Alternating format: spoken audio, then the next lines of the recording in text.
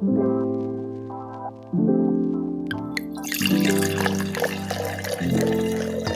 up on the Tall Mike Wine Podcast. The Queen of England visiting to celebrate the bicentennial of the United States, she had a Riesling from Temecula, and she liked it so much she had 2 glasses, which was unusual apparently for the Queen. I see. But I really wasn't much of a wine drinker. I liked 2 Buck Chuck and whatever was cheapest. Well, you've come a long way. I hope so.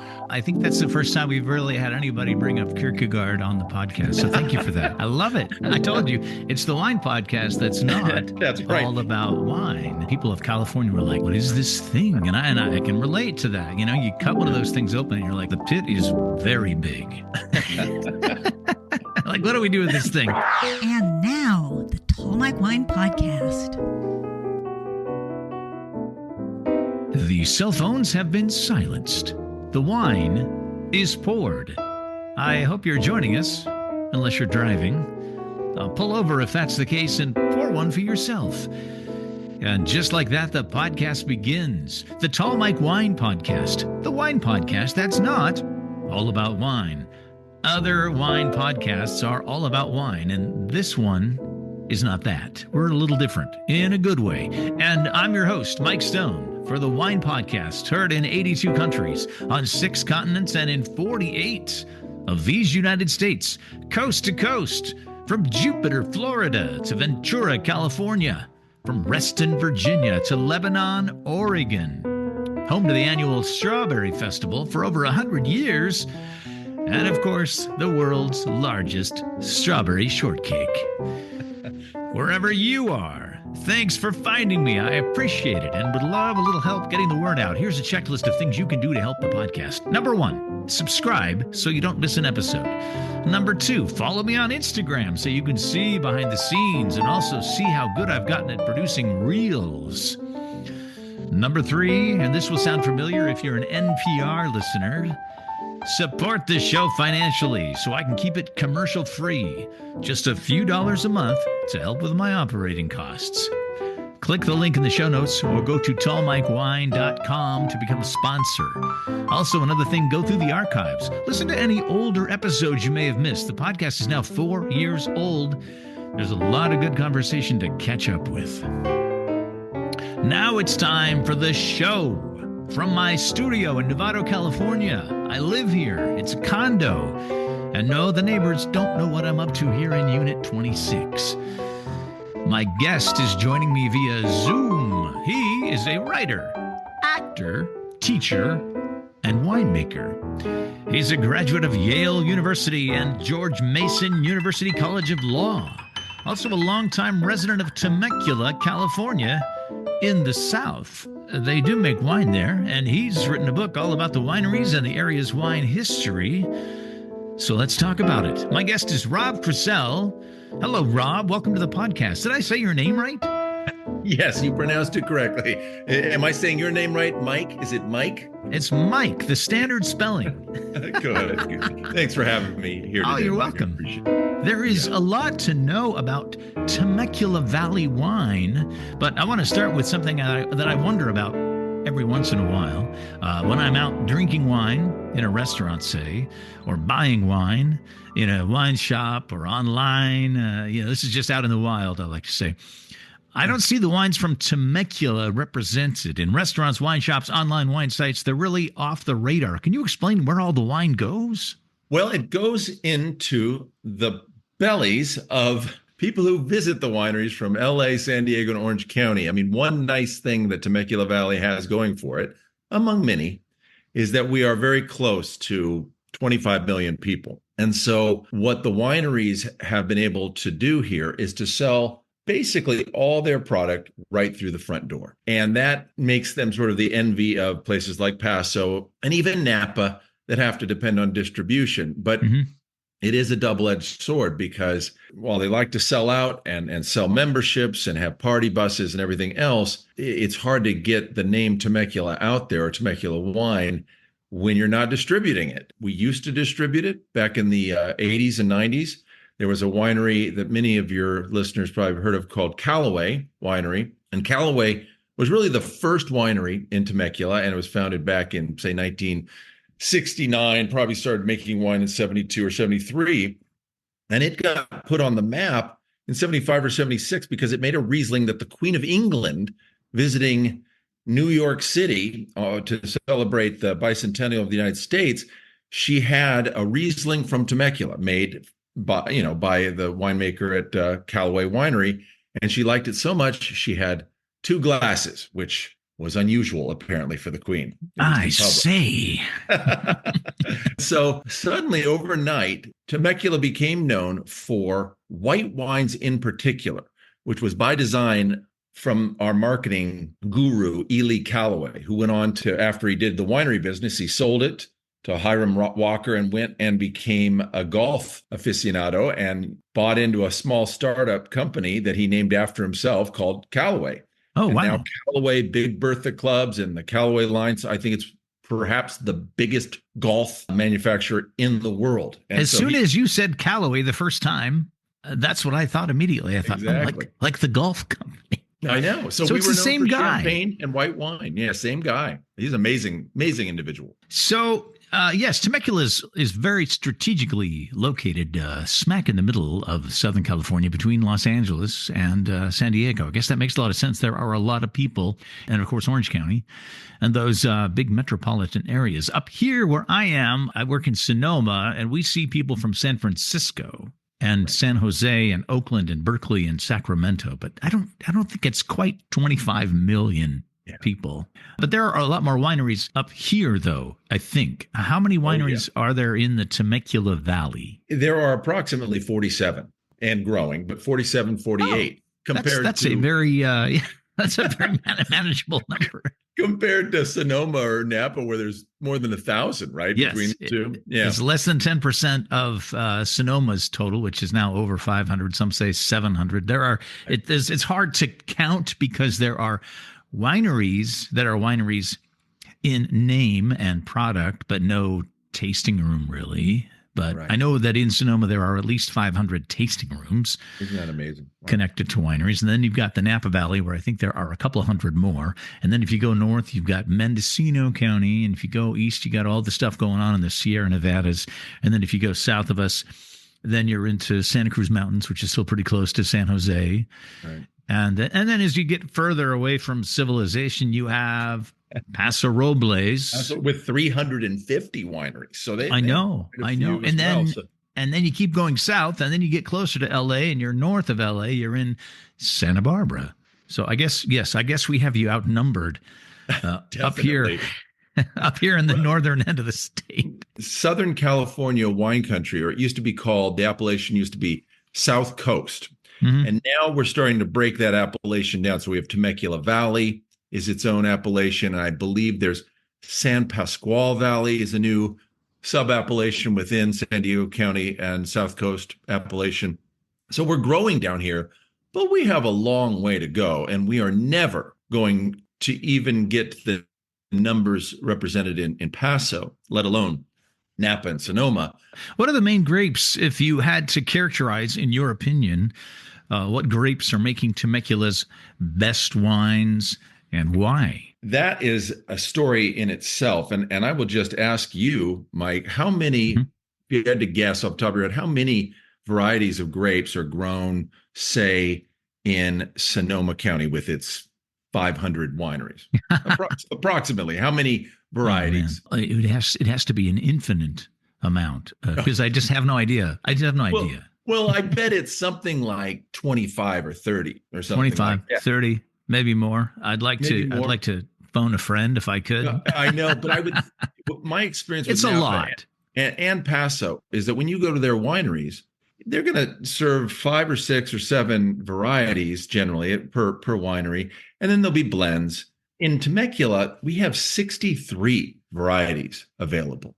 It is not unusual to go into a winery and find 25 different varieties, and then all sorts of crazy blends. We are the Wild West out here. We sort of benefited because you probably heard of the Pierce's disease and how in the late 90s, Temecula lost about 60% of its vines from this glassy winged sharpshooter that spread this vine disease. And it's still around, but we sort of mitigated it. But in losing 60% of our vines, what we lost were Merlot, Cab, and a lot of Chardonnay. What we replanted, thankfully, is a bunch of grapes that were much more appropriate to this area. Hot weather grapes like Syrah and Malbec and Tempranillo and Sangiovese and Zinfandel and Cab Franc, and the list goes on and on. Viognier, because they could plant these things, and these plants did do pretty well and express themselves pretty well in this hot climate with its cool afternoon breezes and cold nighttime temperatures. They started going crazy, the winery owners, and we came up with 63 varieties. I think as we go forward, Temecula is going to figure out what wines really work well here, and we're going to focus a bit more, because there aren't a lot of Cinsault fans out there. There aren't a lot of Greco di Tufo and Arnase fans out there. And so the novelty is going to wear off. But to answer your question, Mike, I actually pulled this from the Temecula Valley Wine Growers Association. Cab Sauv is still perhaps the most frequently planted, but might be a plurality, 15%, but everybody still wants Cab Sauv. And then maybe second might be Cabernet Franc, Sangiovese. Syrah is, I think, the grape that will put Temecula on the map, if anything does. And those are sort of the top 4 or 5, but Merlot is still planted widely. Viognier, Vermentino is becoming very popular here. Okay. And we're starting to see more plantings of that. Well, the thing is, I mean, it's fun to talk about the variety of different grape types. But, you pay the money, you invest in the property and the planting of a vineyard and the building of a winery. Eventually, you got to sell a few bottles of wine. That's right. And the average consumer is going to come in, and you might tell them about this super obscure grape, and you can be all erudite about it and all nerdy. And they might look at you and say, do you have any Pinot? Because that's something they've heard of, and that's what they drink. And they, how people are, they don't like to stray too far from their comfort zones. Some of them do. Yes, you can impress a lot of people with something off the beaten path. But at the same time, if you're trying to sell to for lack of a better term, the masses, a lot of times they want the tried and true. Right. I mean, you'd be silly in a way in Sonoma to plant anything other than Chardonnay and Pinot Noir. I mean, it's some of the best in the whole world, and almost any grape you plant, you're kind of taking a risk that it's not going to have the same dollar value as because people come to Sonoma already predisposed to enjoying the Pinot and the Chardonnay. We've been lucky down here in that the wineries try to be all things to all people. So that's good and bad, but they know that when they get a bridal party coming out of San Diego for the day, or they get people coming out from LA with their family, that they're going to want some sweet wines. There's plenty of those here. They're going to want some sparkling wine, and then they're going to want the standards, a Cabernet Sauvignon and a white like Sauvignon Blanc or Chardonnay. And so almost every winery has some version of that pattern, but there's just so much variety. And I think the winery owners do it because they just love the variety of it. At the same time, it makes it hard to get really good at making the things you do if you're spreading yourself too thin. I do recall I made a trip to Temecula way before I was this heavily into wine, before I'd even gotten into restaurant work. I did make a trip to Temecula just because it was somewhere to go in the winter. We're living up in Washington State at the time. Like, let's go there's this little wine country down near San Diego where the weather is really nice. Let's go down there. And I remember tasting through the wines at the first winery, and we get to the very end, and the woman says, "This is our most popular wine." And I'm like, oh, I wonder what it is. And it was the sweet wine. And I thought, okay, that tells me something about the clientele that comes and visits your winery right there. Right. But yet things have changed. And I would just encourage the people listening that I moved to Temecula in 2003, but I was raised nearby in Fallbrook, which is North County, San Diego. And Temecula back in the late 80s was a joke. There were 20,000 people here, and they had little fake gunfights in Old Town, and there were 10 wineries maybe. And except for Callaway and a couple others, perhaps, the wine was very mediocre. And it wasn't for visitors. It was distributed. Things changed beginning in the 2010s. And all this new money came in and bought out a lot of those older wineries and started building new, modern wineries. and started planting the right grapes in the right places. And all of a sudden, wine quality shot up. And just since we've been here since '03, when I really wasn't much of a wine drinker, I like $2 Chuck and whatever was cheapest. Well, you've come a long way. I hope so. The relationships I've made, it's just been like boiling a frog slowly in a pot of hot water. I just have gotten more and more appreciation for the great wines here. And about a third, at least, of the wineries are really serving some great wines. And the rest, they fall in between mediocre and great. But what I can tell people is that you will not have some of the wines in Temecula, the varieties, anywhere else in the whole world.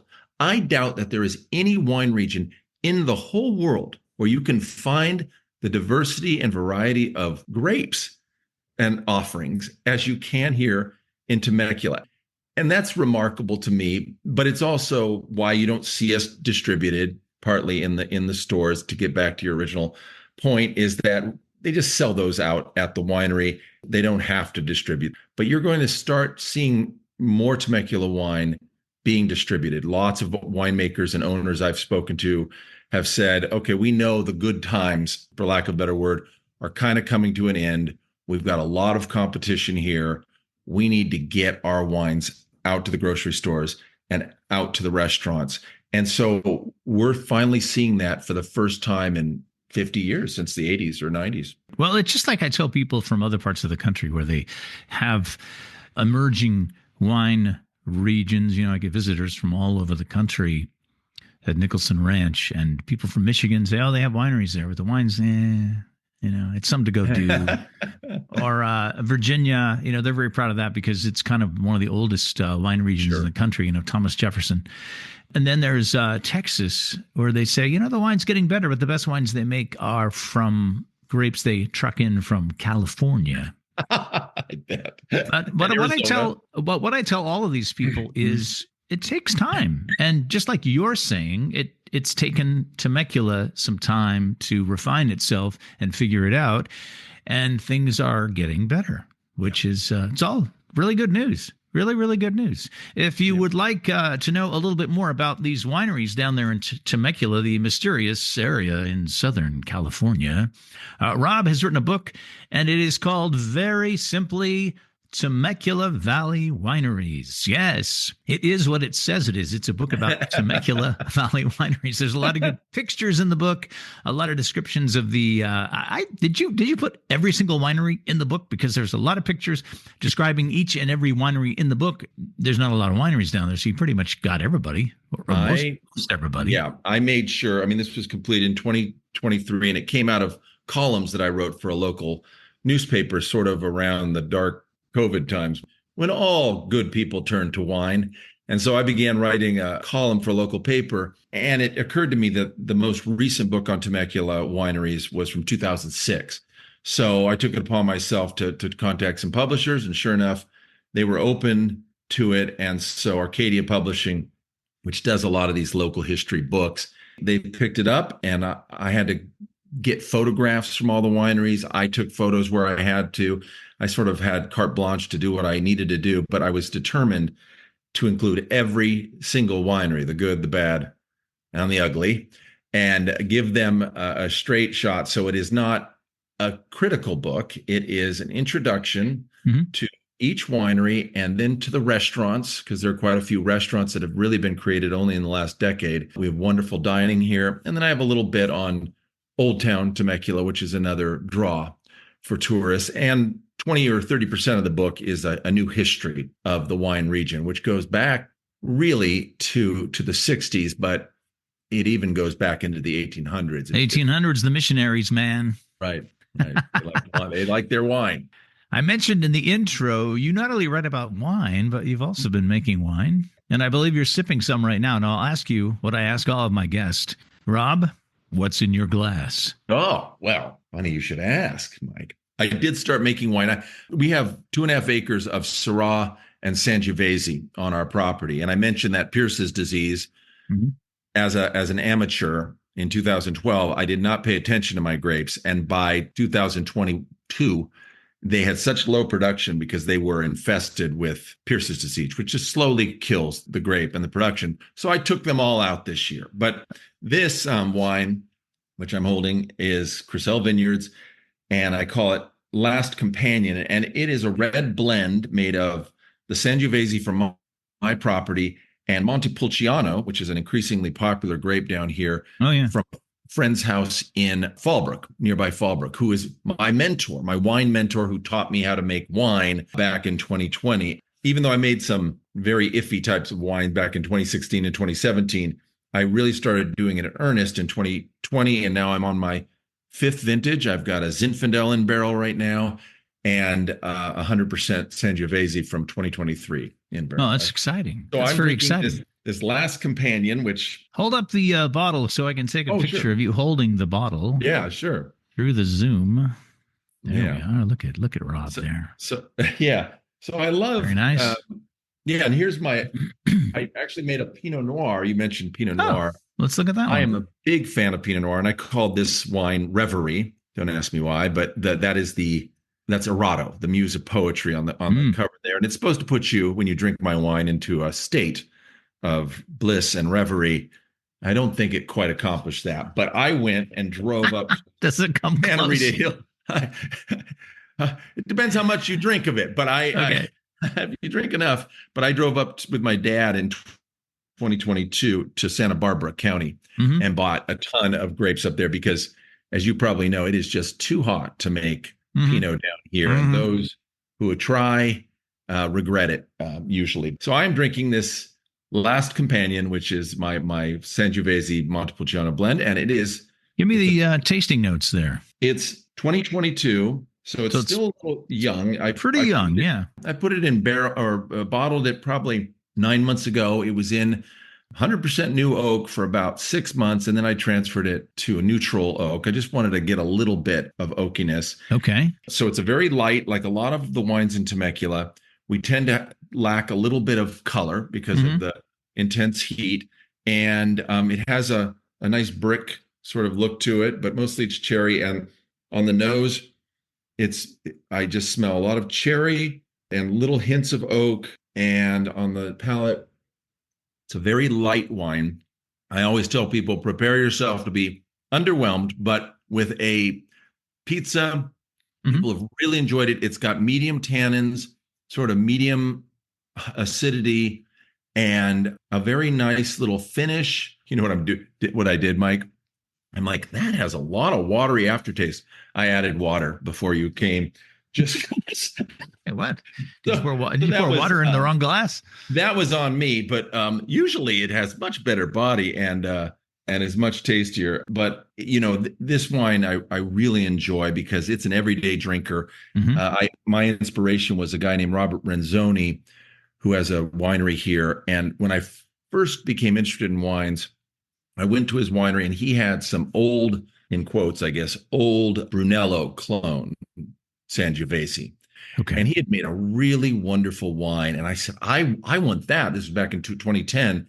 And so I found that clone and planted it. And so I tried to recreate that. And I've had some success.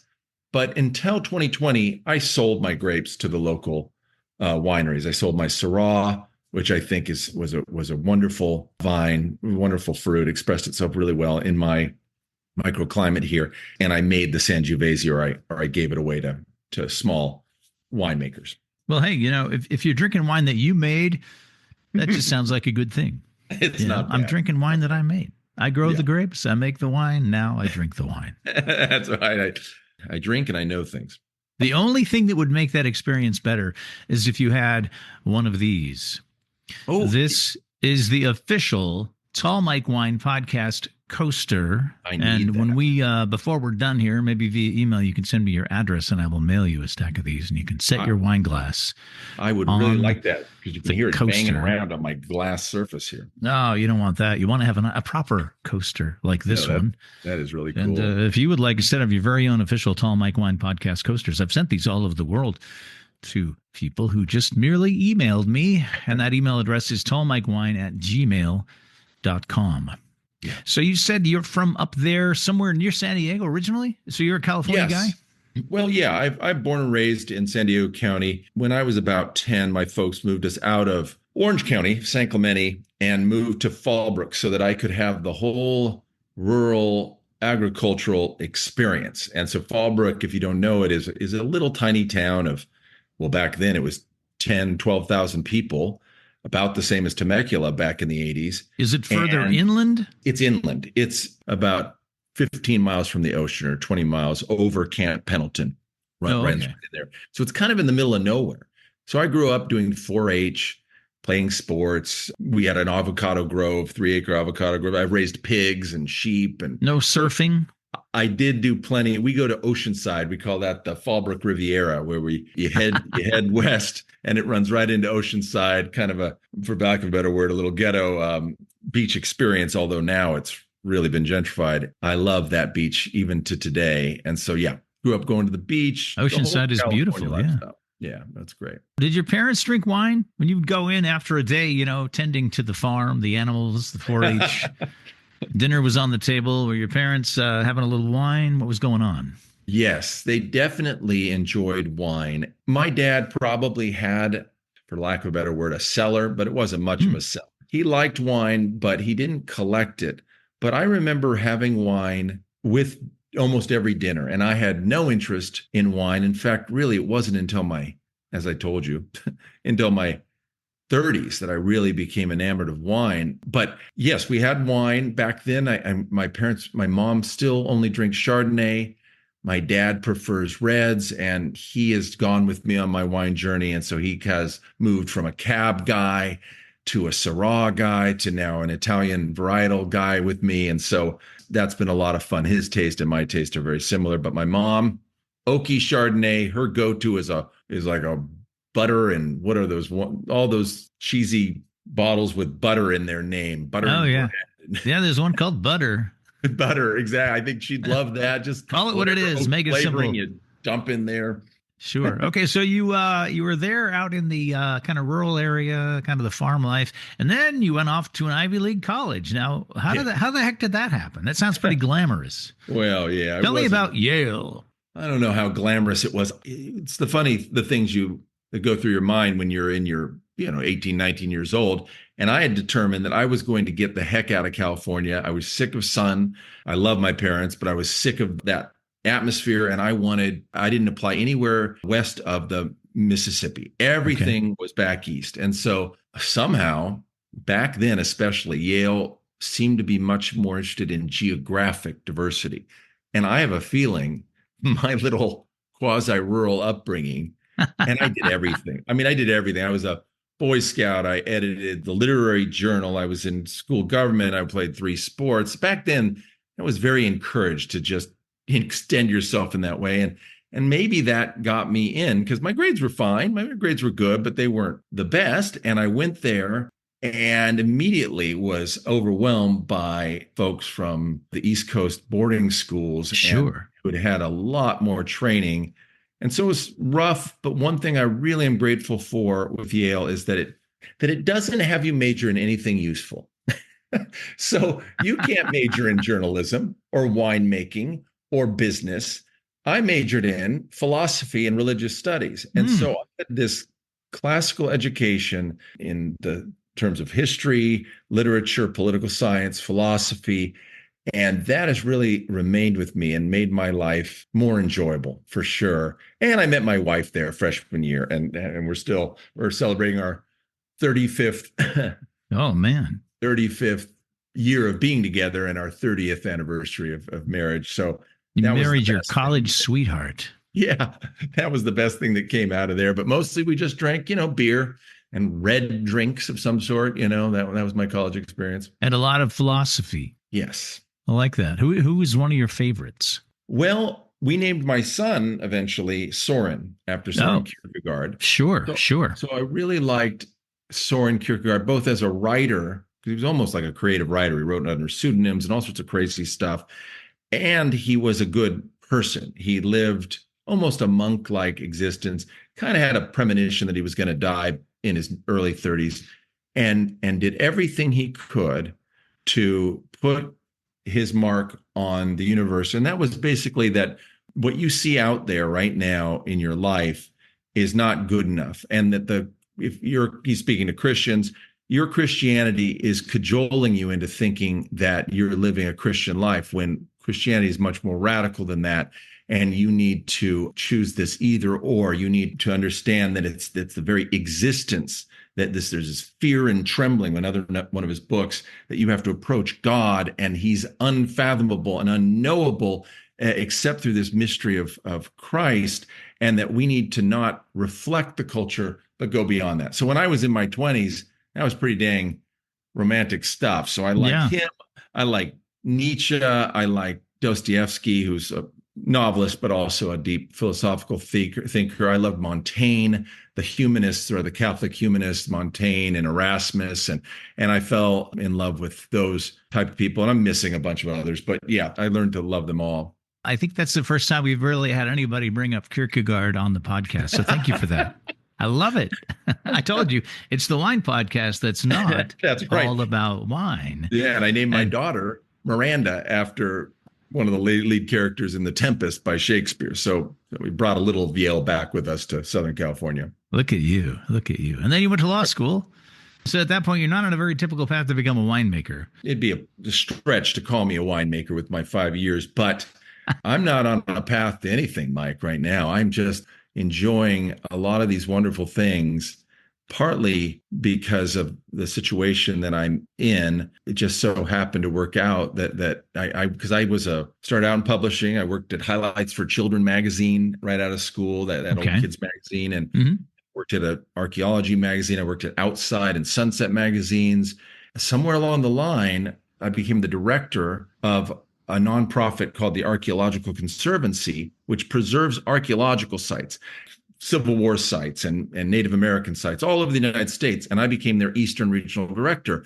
So that meant while we were doing my wife's medical residency at Georgetown, I got to travel up and down the East Coast from Maine all the way down to South Carolina, going out to dinner with lobbyists and farmers and talking to them and buying their land. And all of a sudden I was into real estate. Everyone I talked to had a law degree. And I said, well, I'm not going to get very far with religious studies major. So I decided, I was 29 and I said, it's now or never. And so I decided to become a lawyer, which I did for about 5 minutes here in California.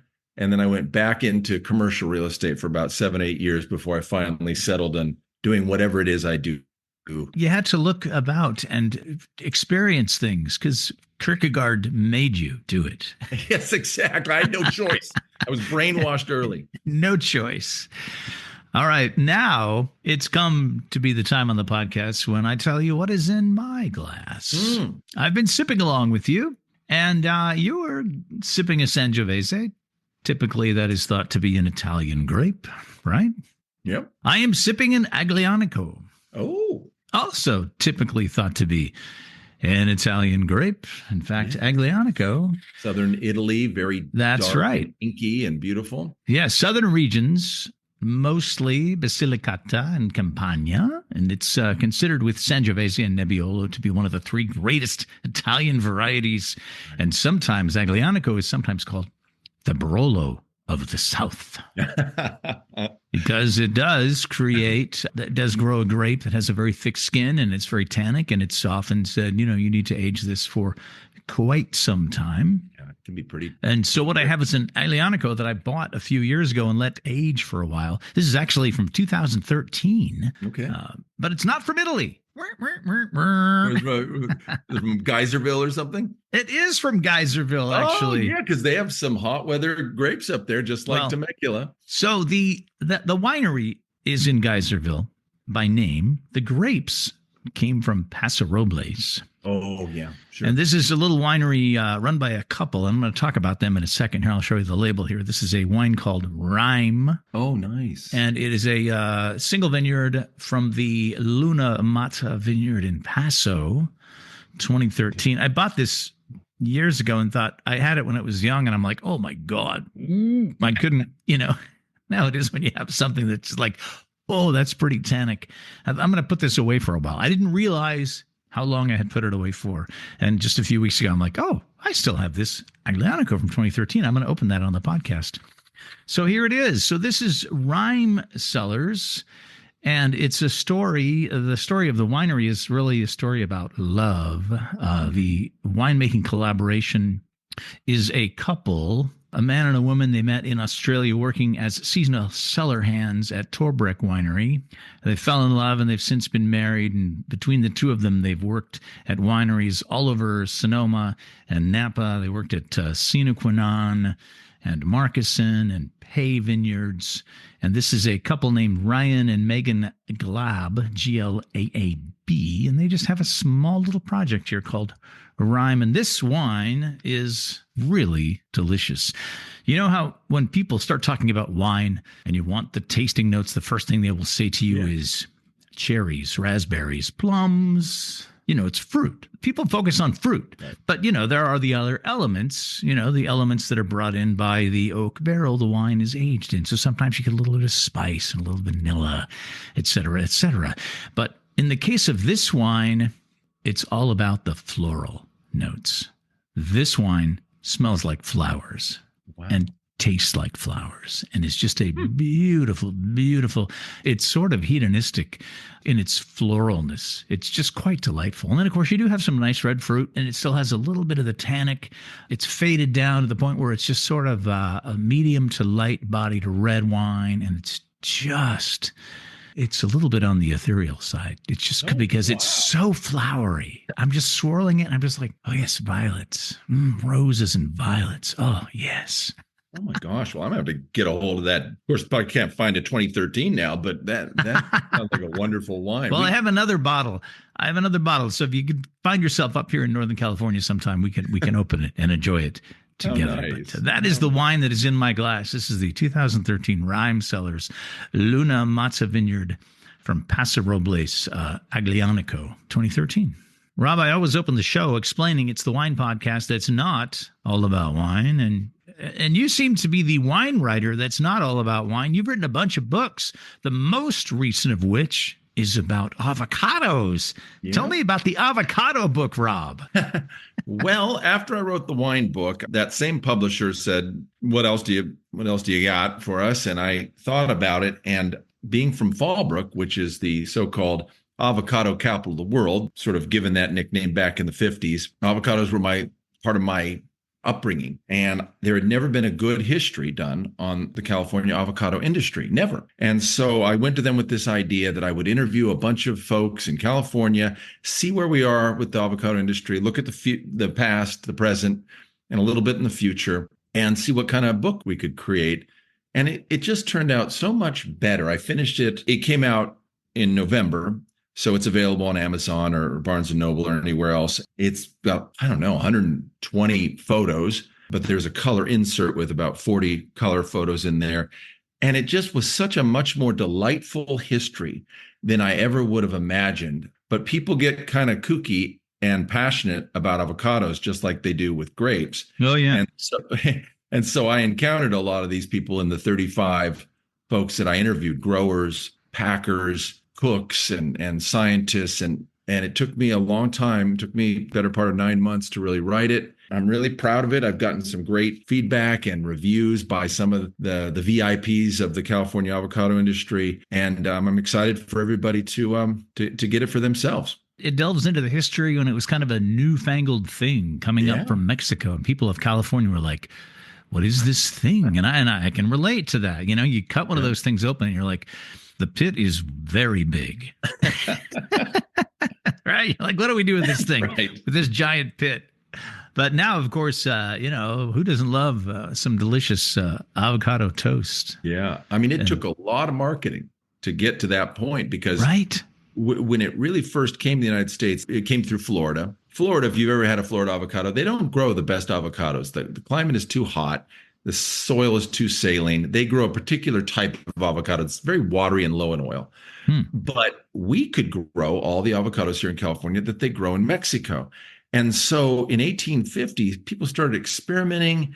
And at some point, a bunch of rich oil tycoons and real estate people and landowners thought that avocados were going to be God's gift to California and to the world, curing ills and solving world hunger and everything. And so people went to work selling this weird, non-sweet fruit. It took about 100 years to really get into the culture of the United States. But it was California, almost like evangelicals, almost like apostles, that took up the avocado and not only marketed to California and the West and eventually the East Coast, but back to Mexico and to Africa and to Israel and all over the world. So I like to tell people that, yes, California, I think we are 13th in avocado production in the world now. There's a bunch of other countries now that make a lot more avocados, but we invented the avocado. If it hadn't been for California and our health nuttism and our marketing techniques and our passion and our scientists, the rest of the world might still be eating, who knows, boring cherimoyas or, I don't know, some other weird fruit from Latin America. It's a good read. I'll put the link to the book in the show notes. I was reading your bio to my wife. There's another book that you wrote that caught her ear. So for my wife, Sabrina, I have to ask you about another of your books, Sophocles' Electra, a new version. Did you rework the Greek tragedy, Rob? Yeah, there it is. Oh, there it is. Look at that. Yeah, I'm an actor, a community actor, and mostly with Shakespeare. But one of my director friends has her own company up in Riverside, and she said she really wanted to do a non-Shakespeare play. She wanted it to be a classic with a strong female lead. And so, having my experience of reading the classics in undergraduate, I kind of went back over my notes and my what I'd read, and I really enjoyed reading this Sophocles, which is about this woman whose father, Agamemnon, comes back from the Trojan Wars and is immediately murdered by his wife, Clytemnestra, and her new lover. First day back from this 20-year war, and he steps in and he's iced. And so the daughter is there now. Yeah, the poor daughter has to make her way in the world, and she's become this shunned person. But she kind of keeps that revenge brewing in her heart. And finally, her exiled brother, Orestes, comes back, and together they orchestrate the revenge and the murder of the new king, Aegisthus, and Clytemnestra, the mother. So all the elements that I liked in Shakespeare are there in that early phase of this Sophocles play written 2,600 years ago. So you can see where Shakespeare and other playwrights got all their information, got all their palette, their colors, to work from. It's all there in that very raw form. So I took Sophocles' version, and I do not know ancient Greek, believe it or not. So I had to just take these. I looked for the most boring but most accepted and accurate English versions of them, prose versions usually, because I wanted to turn it into verse. I turned it into blank verse, which is Shakespeare's poetry. So to be or not to be, that is the question, whether 'tis nobler in the mind to suffer the slings and arrows. So it's non-rhyming, evenly metered verse, de-dum, de-dum, de-dum, de-dum, de-dum, 10 beats per line with the accent on the second beat. And so I turned his play into that, and God help her, even through COVID, she kept it going, eventually produced it in October 2023. And it was a thrill seeing these actors at a stage in Riverside bring my words to life. I'd never had that experience before.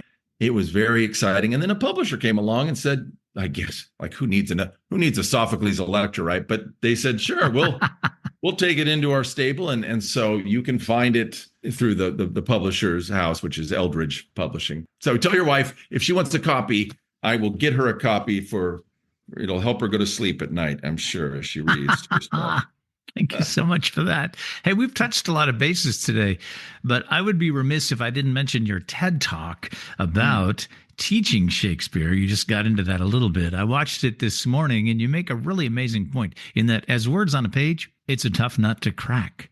Yeah. But on the stage, it's so much more accessible, especially for young people. And that TED Talk was fun to watch. Oh, thank you. And you can find Rob on the TED Talk if you just Google it through, and I'll put a link in the show notes. Yeah. You've acted in some Shakespeare plays. What's your favorite role? My favorite role was Iago. Okay. In Othello, he's the villain. He's Shakespeare's best villain. And he poisons Iago's mind against, Iago poisons Othello's mind against Othello's virtuous, wonderful wife, Desdemona. And eventually Othello kills Desdemona as Iago kills a bunch of other people. And so I think 8 people are killed. And Iago, his motivation is never clear. It just is sort of unrestrained malice. And it was an exciting role because I could talk directly to the audience and almost solicit their advice on how do I go about doing this? I need to get him to turn on her and her to turn on him. And any ideas? Any ideas? And it seduces people who are watching into cheering for somebody who's evil. The bad man. And I have to say, it's so much more fun to play a villain than a good guy. I think most people that have ever been on the stage would agree with you. Yeah. Because you can just sink your teeth into those kinds of roles. Yeah, very hammy in this case. Have you guested on many podcasts, Rob? Maybe a couple, but the most recent one was a couple weeks ago, California History Podcast. He's located in Southern California, and he does subjects of interest to California history. I think he might be a librarian with the California, public library system. And so we talked about the avocado book. And you enjoyed it. You enjoyed the experience. I did. I mean, it's much easier with you, I have to say. I mean, it's been, you're a pro at this and very good about making me feel a little more at ease, because this is still a very odd environment. I love speaking in front of crowds on stage, but this format, I have no idea how people will. You're just talking into the void right now. Seriously. Who knows where I'm just trusting you will make. Who knows where it's going to go, right? a silk purse out of this sow's ear. The Tall Mike Wine Podcast was conceived and is written, produced, edited, and maintained by yours truly. Don't miss an episode. Be sure you've subscribed. To see behind the scenes, follow me on Instagram at Tall Mike Wine.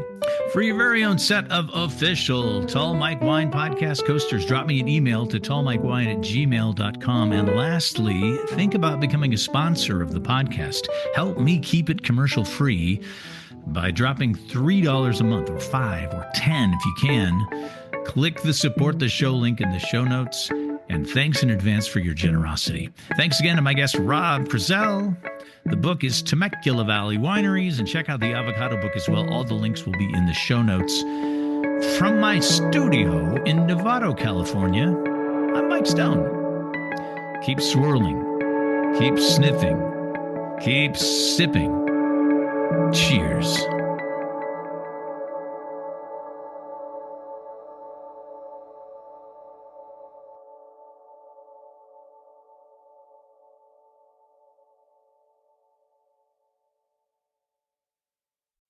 So that's the end of the episode.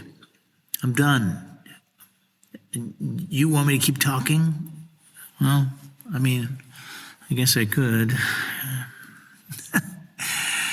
Anyway, hey, there's a way for you to get in contact with me. It's kind of a new thing. If you look at your phone right now and you look at the episode description, and right at the top, it says, send me some feedback. If you click on that, you can just send me a text. If you feel wordy, send me a text. Let me know how you like the show. If there's anything specific you like, if there's anything specific that annoys you, I'm open to feedback of any and all kinds, although I prefer the positive kind. Thanks in advance. I'll see you next time. Bye.